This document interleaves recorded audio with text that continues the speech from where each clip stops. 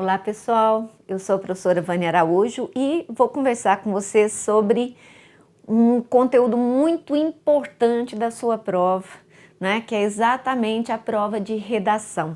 O que a banca pôs lá no edital? Que ela vai cobrar de vocês uma dissertação e pelo que a gente vê, ela costuma cobrar dissertação de caráter argumentativo.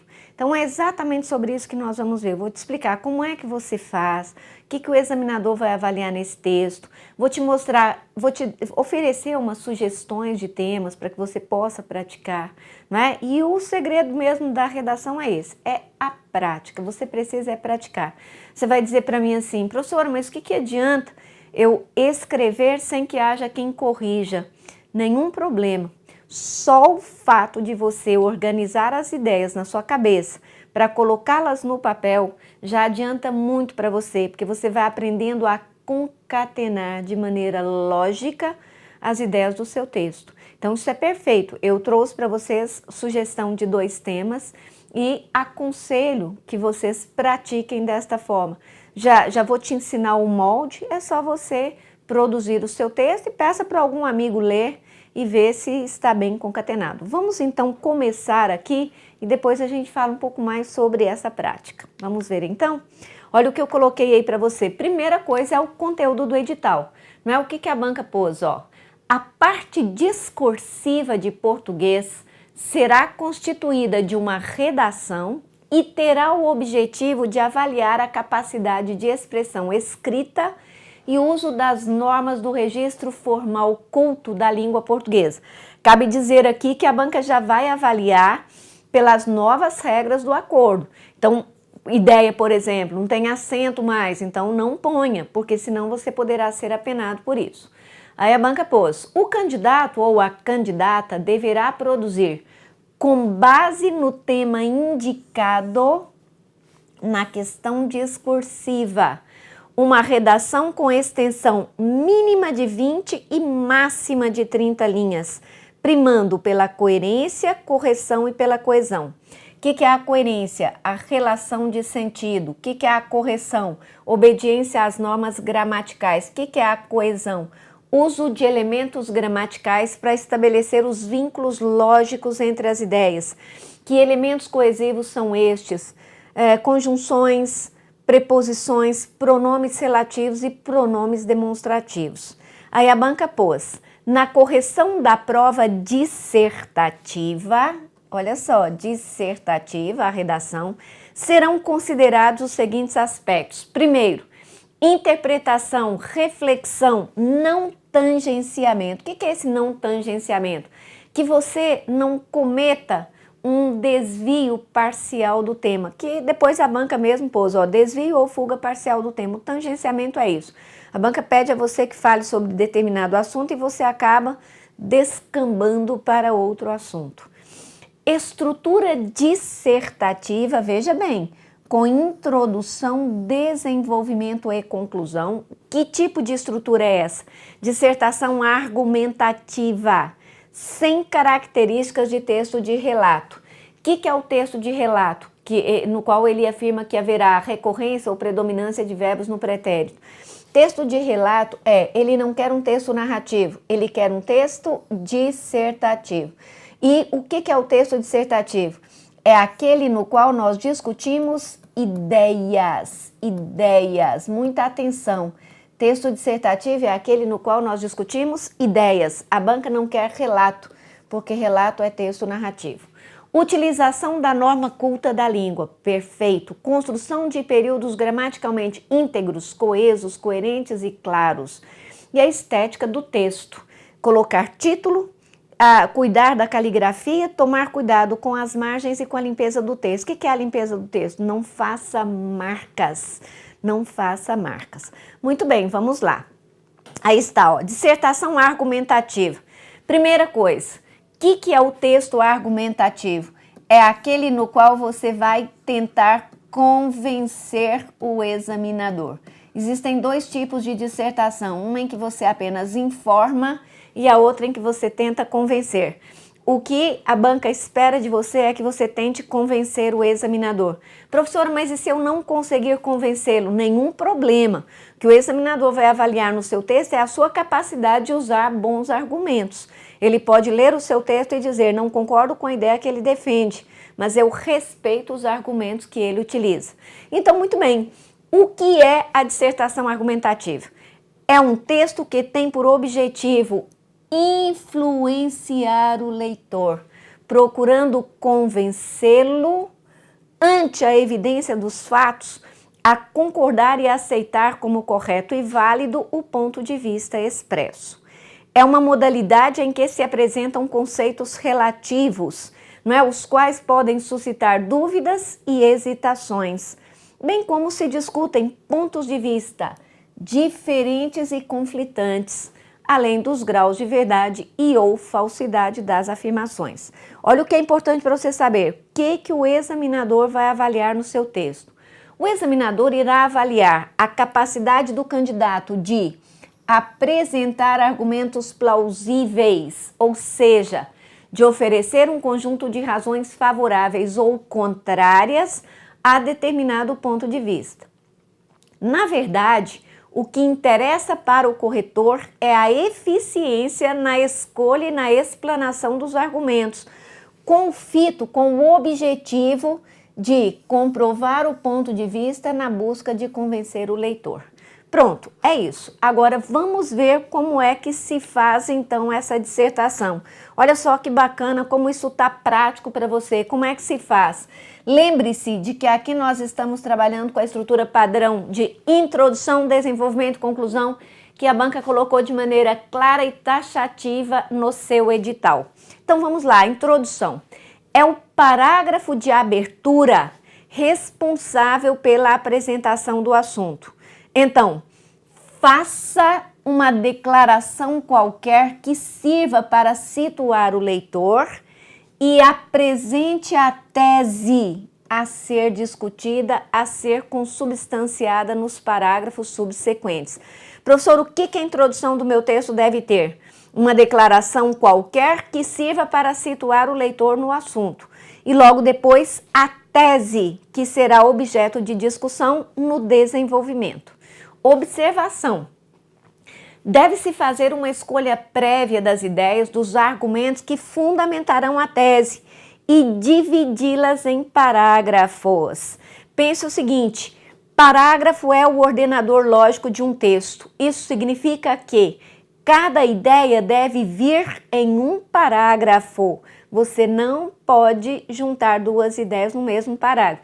Para cada ideia que você for discutir, abra um parágrafo. Perfeito.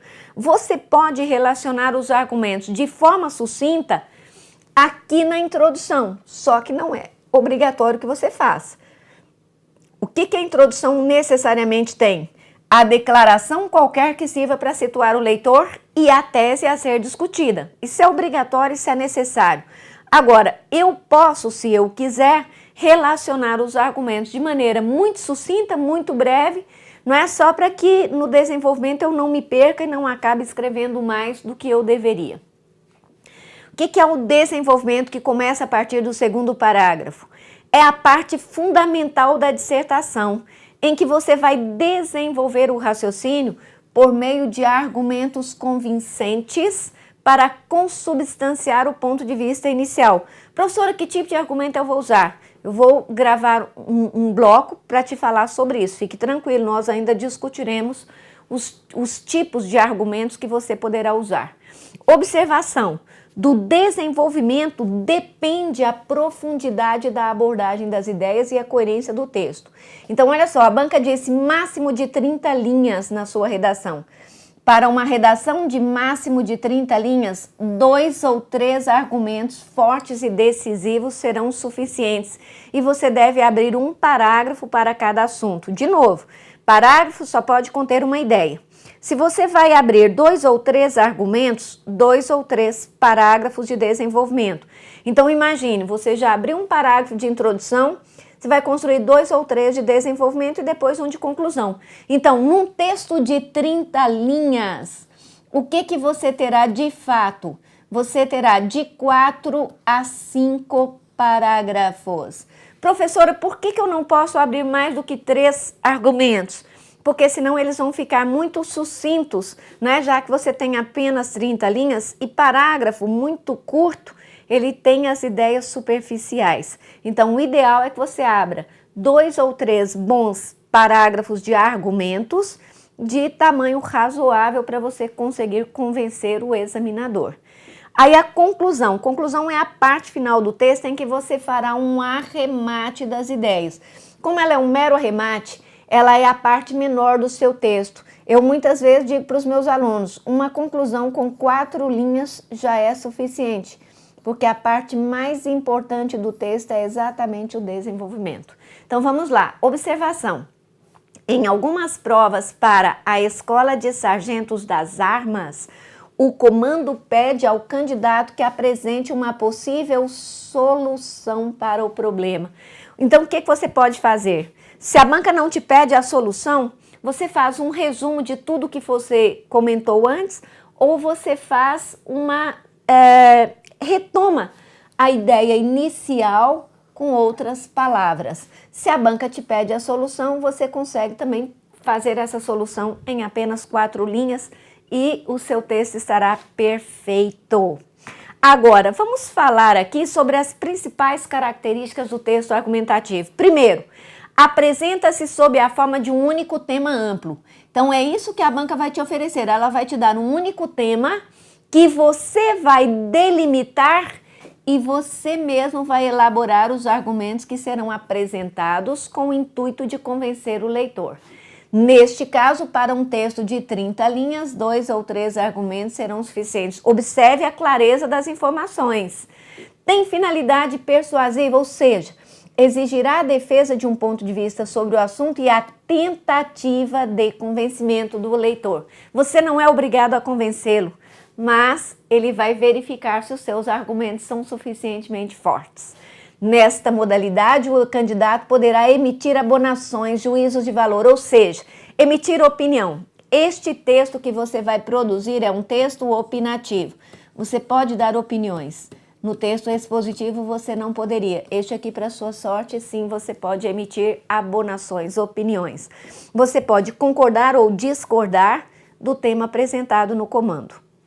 Ele segue a estrutura padrão. Observe que a banca mesmo disse isso claramente para você. Qual é a estrutura padrão? Que tem introdução, desenvolvimento e conclusão. Pressupõe certa uniformidade no tamanho dos parágrafos de argumentação. Por que certa uniformidade?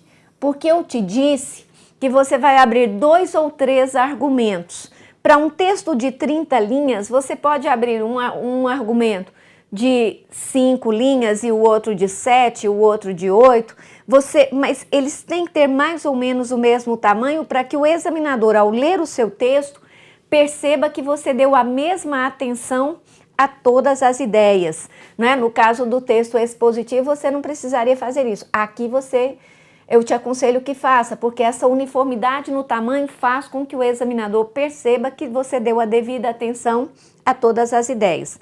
Muito bem. O que mais que esse texto pressupõe? O uso de conectores gramaticais para estabelecer os vínculos lógicos entre os argumentos. Então, quando eu trabalho com uma antítese, eu apresento um parágrafo, o segundo eu já abro dizendo entretanto, no entanto, não é? Com conectores que marquem essa ideia de oposição. Se eu for trabalhar com a ideia de causa e consequência, eu apresento a minha ideia num parágrafo, a causa num parágrafo. Quando eu for apresentar as consequências no segundo, eu já vou colocar consequentemente, em consequência disso, porque assim eu já mostro ao meu examinador que eu tenho uma linha de raciocínio consistente. Muito bem, nós ainda falaremos sobre isso, mas eu quero mostrar a vocês, vamos comentar aqui a redação, o tema da redação, que foi cobrado justamente na prova da Escola de Sargentos das Armas em 2014. Olha o que a banca pôs. Elabore um texto dissertativo. O que o candidato já sabe? Que esse texto será argumentativo, porque ele pressupõe aquela estrutura padrão é um texto em que você vai formular uma tese e defender o seu ponto de vista sobre ela. Então você já sabe que você vai produzir uma argumentação. Aí a banca diz, com no mínimo 20, no máximo 30 linhas. O que que significa? Que você não deve escrever mais do que 30 linhas e não deve escrever menos do que 20. A banca diz que qualquer extensão de linhas que sobressairá as 30 será ignorada. Então escreva até 30. Claro é que você não precisa também fazer um corte cirúrgico na linha 30. Você pode construir um texto de 27, 28 linhas e estará excelente. Aí a banca diz, sobre o tema do parágrafo abaixo, abordando as causas, consequências, é isso aqui que você tem que ficar atento, ó. As causas, consequências e possíveis soluções para combater o problema. Note que a banca diz claramente, dê um título para a sua redação. Aí eu ainda vou falar sobre o título para você, fique tranquilo. Perfeito. O texto é do Dr. Drauzio Varela, extraído do jornal Folha de São Paulo. Olha o que ele diz. Até a segunda metade do século XX, a desnutrição foi o nosso principal problema de saúde pública. Hoje é a obesidade. Cerca de 10% dos brasileiros adultos são obesos e outros 30% estão acima do peso saudável. Portanto, cerca de 50 milhões de pessoas deveriam perder peso para evitar doenças como ataques cardíacos, derrames cerebrais, diabetes, reumatismos e alguns tipos de câncer. Então, primeira coisa, vamos delimitar o tema. Qual é o tema? Obesidade. Obesidade. Perfeito. Já delimitamos o tema. O que a banca diz? Abordando as causas. Então, perfeito. Observe que aqui nós vamos trabalhar com a relação de causa e consequência. Fale sobre as causas da obesidade. O que está fazendo com que os homens brasileiros, homens e mulheres brasileiros, fiquem acima do peso? Aí depois a banca diz para você apresentar as consequências disso, que o próprio professor Drauzio Varela já te mostrou ali muitos deles. Perfeito! Aí o que nós temos aqui? Se eu estou trabalhando com a relação de causa e consequência, eu vou introduzir este meu segundo parágrafo com em consequência disso, consequentemente. E aí o que a banca pede? Possíveis soluções para combater o problema. Então observe, eu trabalharia as causas e as consequências no desenvolvimento, falaria um pouquinho sobre a obesidade aqui na introdução e na minha conclusão o que eu apresentaria? As possíveis soluções, né? Poderia aconselhar ao brasileiro voltar a se alimentar de maneira tradicional como ele fazia antigamente. E aí pronto, eu tenho o meu texto, seria construído em cima de 4 bons parágrafos e estaria perfeito. Muito bem, minha gente. Agora vamos ao outro tema. Este é o da Escola de Sargentos das Armas de 2015. Muito bem, olha só. Primeiro, observe que aqui já é diferente. Lá a banca fez o enunciado, depois apresentou o texto. Aqui ela apresenta o texto, depois faz o enunciado. Então vamos lá.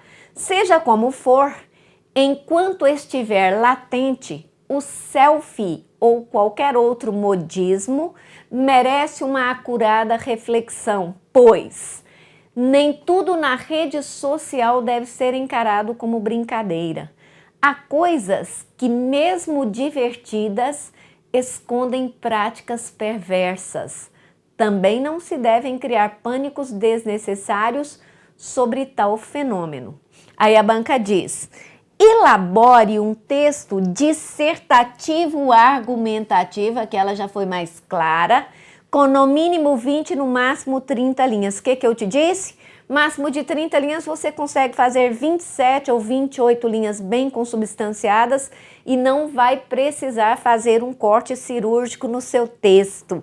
Muito bem. Aí a banca diz, refletindo sobre o tema acima, abordando as práticas perversas e o uso consciente dessa prática. Então, vamos delimitar o tema. Qual é mesmo o tema? O selfie ou os modismos da modernidade. Então, vamos colocar aqui, ó, modismos da modernidade, como, por exemplo, essa mania que brasileiros temos de tirar selfies o tempo todo. Ora, o que você vai fazer aqui? Você vai delimitar o tema. Apresente uma introdução em que você fale desses modismos, não somente das selfies, de outros modismos também, como agora você tem o Periscope, esses vídeos que são criados para serem apresentados no Periscope, a vida das pessoas que é exposta o tempo todo, às vezes a própria intimidade da vida da pessoa que é exposta ao mundo. Você fala disso na introdução. Aí a banca pede para você abordar as práticas perversas e o uso consciente dessa prática. O que você já percebeu aqui? Que aqui há uma oposição, porque as práticas perversas representam o lado negativo e o uso consciente representa o lado positivo. Então aqui há uma clara oposição, ou seja, aqui você aborda o lado negativo das práticas perversas. Quando você for introduzir o seu parágrafo para falar sobre o uso consciente, você já pode usar um conector de oposição de adversidade. Entretanto, no entanto, todavia, contudo, e depois você vai dar o fechamento. Como é que você daria o fechamento? Já pensando para o futuro, será que a gente vai se acostumar com essa história de selfies, de vídeos que são emitidos ao vivo aí pelo Periscope e a gente vai voltar a guardar mais a nossa privacidade? Você deu uma solução para isso ou apresenta uma possível solução e o seu texto está finalizado. Agora, olha só que bacana, pessoal, a sugestão de estruturação do texto que está perfeita de acordo com aquilo que eu já te havia mostrado. O que você vai fazer na introdução? Situe o leitor no assunto a ser discutido e apresente o seu ponto de vista, a tese sobre esse assunto de maneira clara e concisa. Então é isso que a sua introdução vai ter. Situe o leitor no assunto, é a primeira coisa. E depois, apresente o seu ponto de vista, qual é a tese que você vai defender. Observação, neste parágrafo é possível apresentar de forma breve os argumentos que serão utilizados para a fundamentação da tese. Perfeito. O que eu coloquei aqui para você? É possível, não é obrigatório que você faça. Agora, o que é o seu primeiro argumento? Observe que aqui você tem a introdução e aqui você tem o desenvolvimento bastante condizente com o que eu te falei. No desenvolvimento do seu texto, você vai apresentar 2 ou 3 parágrafos bem consubstanciados. O que você vai fazer no primeiro argumento? Desenvolva a ideia secundária que irá comprovar a sua tese e procure consubstanciá-la, fundamentá-la, reforçá-la por meio de exemplos, né? Você pode apresentar fatos da história sobre isso. Citação de fontes fidedignas. O que são as fontes fidedignas? Confiáveis, não é? Nunca utilize programas de televisão, porque programas de televisão não são considerados fontes fidedignas.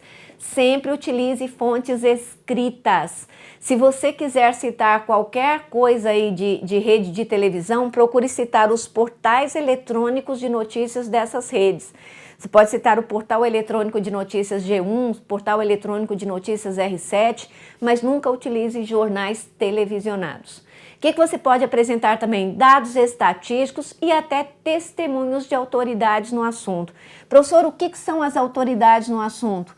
Pessoas que sejam consideradas autoridades, ou seja, reconhecidamente experientes naquele assunto, né? Pode ser um autor consagrado, pode ser um ministro, pode ser uma figura pública, precisa ser de domínio público. Aí, muito bem, vai abrir o seu segundo argumento. O que você vai fazer?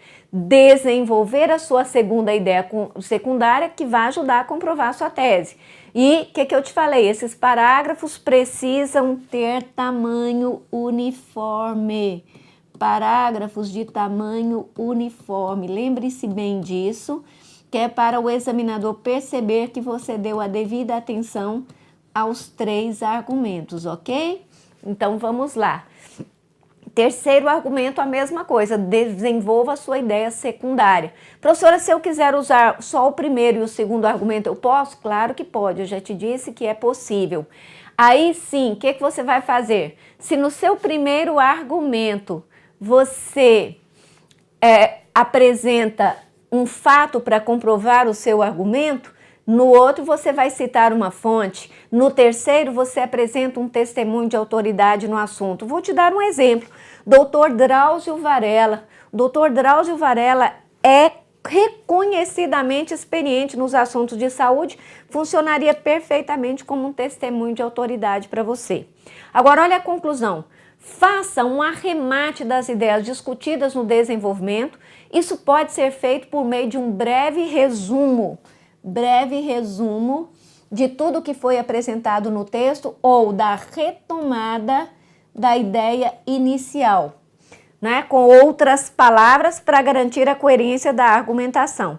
Lembre-se de que, em alguns comandos, o examinador pode solicitar a apresentação de uma possível solução para o problema.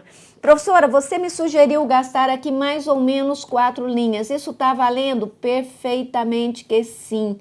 Quantas linhas você acha que eu vou gastar para fazer minha introdução, professora? Mais ou menos umas 6 linhas. Estará de bom tamanho. Olha que perfeito. O retrato do texto maravilhoso que você vai produzir. E agora aqui estão as minhas sugestões para você. Sugestão de temas para você praticar da professora Vânia Araújo. Vamos lá. Primeiro tema. Elabore um texto dissertativo com no máximo 20, no máximo 30 linhas sobre o tema do parágrafo abaixo, abordando a necessidade da criação de regras para a efetivação da liberdade da convivência pacífica. Dê um título para a sua redação. Aí olha o texto. Para que as pessoas possam conviver, há sempre necessidade de uma ordem básica, de uma combinação de como se quer que a vida seja, de um pacto no qual as concessões e consentimentos conseguem criar um clima de liberdade para a vida, de vez que na barbárie não há liberdade. Vamos delimitar rapidamente o tema. O que você vai escrever aqui? Que a liberdade pressupõe o quê? Criação de regras. Paradoxalmente, para a gente ser verdadeiramente livre, o que a gente precisa criar? Regras de convivência pacífica e harmoniosa. Observe que ele diz claramente, na barbárie não há liberdade. Muito bem, esse tema é interessantíssimo. Agora olha o tema 2. É dever da família, da sociedade, do Estado, assegurar à criança e ao adolescente com absoluta prioridade o direito à vida, à saúde, à alimentação, à educação, ao lazer, à profissionalização, à cultura, à dignidade, ao respeito, à liberdade e à convivência familiar e comunitária, além de colocá-los a salvo de toda forma de negligência, discriminação, exploração, violência, crueldade e opressão. Isso está no artigo 227 da Constituição da República Federativa do Brasil. Elabore um texto dissertativo ou argumentativo, com no mínimo 20 no máximo 30 linhas, refletindo sobre o tema acima, abordando a alarmante condição de crianças e adolescentes vivendo em situação de rua no Brasil. Que país é este que permite que as suas crianças vivam abandonadas aí em situação de rua, que permite que essas crianças vivam em conflito com a lei, né? E aí a gente se lembra lá do poema, criança, não verás país nenhum como este. Olha que tema riquíssimo para você abordar nas suas redações. Muito bem, minha gente, encerramos este nosso primeiro bloco. Eu espero que vocês tenham gostado, vocês viram que muito prático. Agora é só você colocar, mãos à obra e começar a escrever. Aguardo vocês no próximo bloco.